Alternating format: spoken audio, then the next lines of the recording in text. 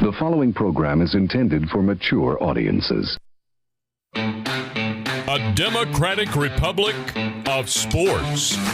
The Sportsocracy with ESPN Asheville hosts Tank Spencer and Jeremy Greene. Welcome into the Wicked Weed Studios, wickedweedbrewing.com. Drink different. This is the Sportsocracy. I am Jeremy Greene of ESPN Radio. This is Brian Haynes, and this is the Las Vegas Raiders 3-round mock draft. What we're doing here is I am breaking down the first 3 rounds of my latest mock draft with 1 to go the day the NFL draft happens on April 29th. These will be team by team. This is the Las Vegas Raiders. Brian, the Raiders have disassembled their offensive line, which is the thing that makes me the most nervous, but they did add Yannick Ngakoue. I think they have a lot of young players that are going to be markedly better next year than they've been in the past. How do you feel about the Raiders going into the draft? I just didn't understand what the plan was this offseason. They just seemed to we're talking about an offensive line that was probably in the top 3 of this entire league just a couple years ago, and now they're gone. I just think that's not something you want when you have an up-and-coming running back in Josh Jacobs.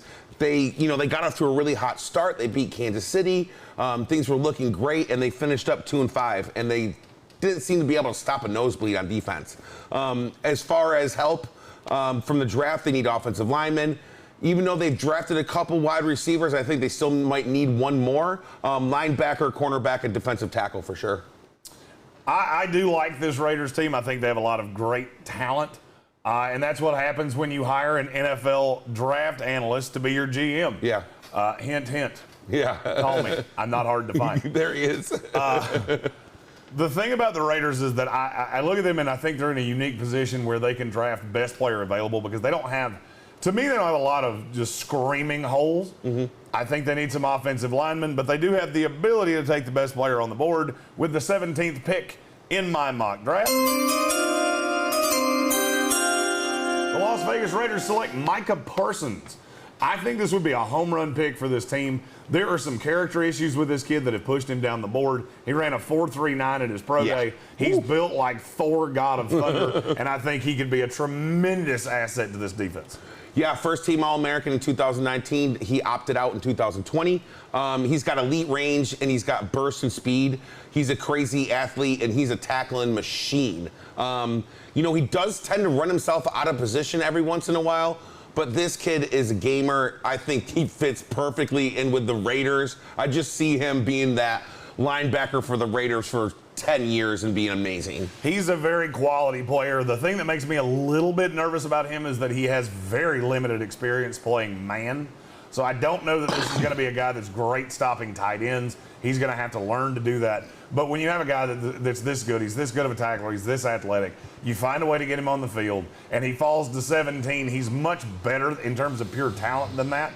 But between opting out last year and the character issues, I could easily see him falling right into the lap of the Las Vegas Raiders. Speaking of falling right into their laps, with their pick in the 2nd round, I have them taking Walker Little. Mm-hmm. This is an offensive tackle from Stanford. If this kid could have come out after his 2018 season, I might have gone higher than this. Yeah. We haven't really seen him play, more than a game in 2 years. And that's why he's going to fall. The tape on this kid's really good.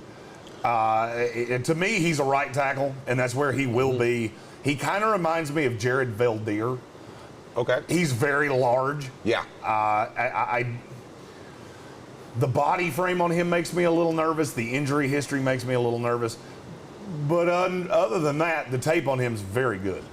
Yeah, he's a giant human being. He's 6'7", 313 pounds.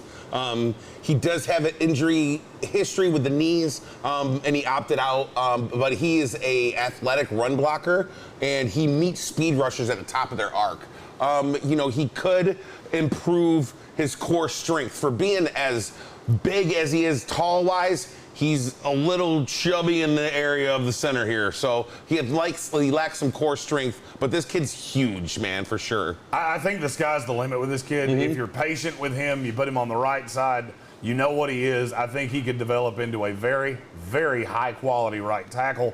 With Mike Mayock being the guy that's pulling the strings here as the GM with John Gruden, I think they're going to trust the evaluation on this kid. and take the risk because they do have 2 third-round picks. With the first of their 2 third-round picks, I have them taking Tay Gowan, corner out of Central Florida. This guy has ideal height, maybe not ideal weight. He's a little thin to me. He's got good speed. He's very athletic. I don't love his tape in press, but that's going to be something I say about a lot of corners in this draft. Right. He's only played FBS football for a year. The biggest knock on him is that we just haven't seen it that much. He didn't even have enough snaps to grade out on Pro Football Focus. But the good is really good. He's been very good against tall receivers, and I think this kid in the 3rd round would be a value pick for the Raiders. He did add 20 pounds since he got to college, which I think is beneficial. I think he can add some more weight. He's got the ideal size as far as height goes. I think he can put on a little bit more weight, and it'll be good for him. He gets the better of 50-50 balls most of the time, and he's got an impressive use of it. He uses his length very well to recover in situations where he might get beaten off the snap a little bit. He does only have the 1 season of starting at FBS level, and his back pedal's a little bit rough, but he is also someone I think there's so much room for improvement that he can do well in this league. Speaking of roller coaster, the tape is really good, but hey. Andre Sisco from Syracuse. Yeah. He's a Syracuse fan. Yep. I'm going to leave this one to you, Brian. Yeah, I've seen Andre Sisco play for multiple games. He was really good his freshman year. I think he had 7 interceptions in his freshman year. He did really, really well. Ended up making 3rd-team All-American. Coming into this year, I think he was preseason All-American first team.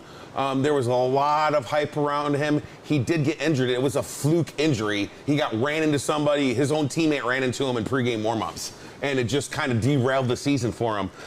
He's a ball hawk. He's had 13 career interceptions. I think he could definitely do well for somebody there. He is not the last of line defense safety that you're looking for, I think, and he doesn't get proper leverage back in the backfield, but he does attack crossing routes like crazy. He gets to that ball like a heat-seeking missile. He's a playmaker. And This is a guy that in 24 games in college had 26 combined interceptions and pass breakups. This is a guy that has a nose for the ball. Yeah. The problem is that he overplays his read a lot. He will literally go where your eyes take him. He needs a coach that will coach him up, teach him to trust his eye discipline, and stop taking so many chances. Because as many times as he did otherworldly things, there were a lot of times that he missed tackles. Yeah. He gave up big plays. His missed tackle rate's one of the highest I've ever seen for a safety. The good on him is phenomenal. And getting him in the 3rd round, this could be a guy that he could be an elite safety in this league. If you told me there was an elite safety in this draft, I would say it's either Andre Sisco or Javon Holland out of Oregon. Yeah. And Andre Sisco has a much higher ceiling. Absolutely. I think the sky's the limit on this kid. He just has to be coached up. I feel like John Gruden can do that, and the Raiders are the perfect scenario for Andre Sisco. Live from the Wicked Weed Studios, this has been the Raiders 3-round mock draft. Be sure to click the little beer icon in the bottom right-hand corner so you'll know every time we go live, weekdays, 9 a.m. right here in the Sportsocracy. We'll also be live for every pick of the 2021 NFL Draft, and all of it, as always, is brought to you by Wicked Weed Brewing, wickedweedbrewing.com. Drink different.